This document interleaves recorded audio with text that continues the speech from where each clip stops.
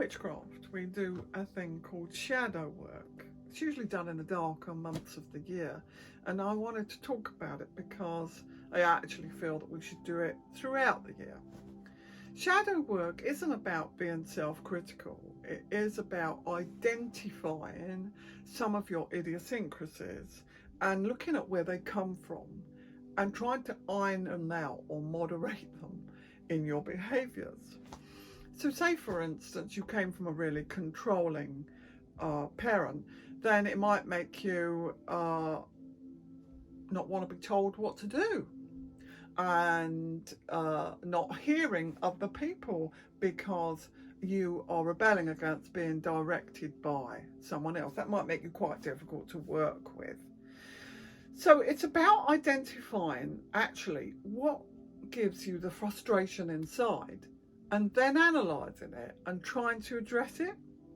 It's really hard to do because sometimes we can only just mildly moderate our behaviours instead of changing them completely. Because some of our behaviours have come obviously from the things that have happened to us. So we don't really live in the moment at all. What happens is many of us are conditioned by our childhood experiences, and to be fair, no parent has a manual on how to bring up their children. So it's how you perceive things, and often your perception may have been conditioned by the things that you found frustrating or traumatic in your childhood. The people that are really controlling are the ones that have had no control themselves or very little control in their childhood.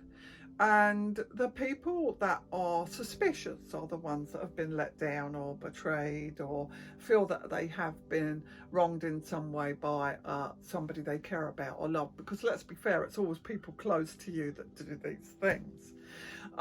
So in our shadow work, and it is about building your self-esteem, one of the things I teach is that I wanted the person, whomsoever it was that was with me, to write a story, if you like a fairy tale, however you want to write it, about you as being the hero, not leaving out the victim moments, but identifying that you got through them and looking at what it gave you.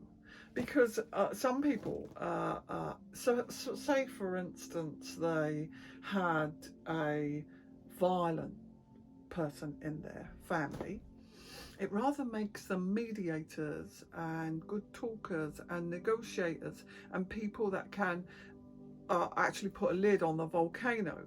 So all of these bad experiences actually probably give us some qualities. However, let me just add this.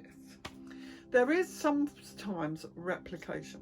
So bearing in mind that everything is a perception, a person's perception can colour their vision about everybody else. It's their own truth, it's not other people's truth. So say, for instance, you've got a female that has been jilted or let down by a male. She then becomes suspicious of every male, and in her perception, she's looking to be let down. She is actually looking for that person to fail her. In magical terms, perhaps she even creates that. In magical terms, if a person has got a low self-esteem and doesn't believe in themselves, do they actually send that message out to other people? And then other people don't believe in them.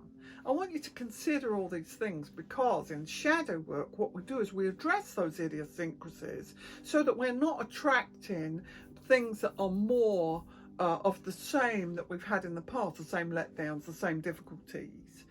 Some people live in Groundhog Day. It continually repeats itself.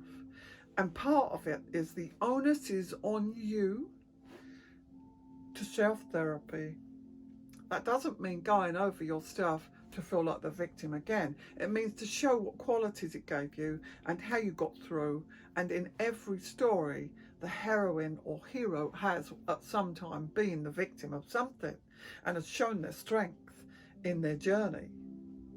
So I think it would be a good idea if people did write that little story, simply because it puts things in perspective for them, and instead of dwelling on the hurts and taking personally the hurts, because let's face it, the other person that you're dwelling on was probably got tons of issues themselves, massive baggage, people in the world, and it's up to us to address it.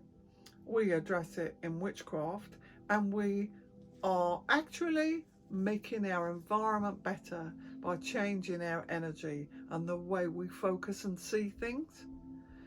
Have a go. See how it works for you. Thanks for listening.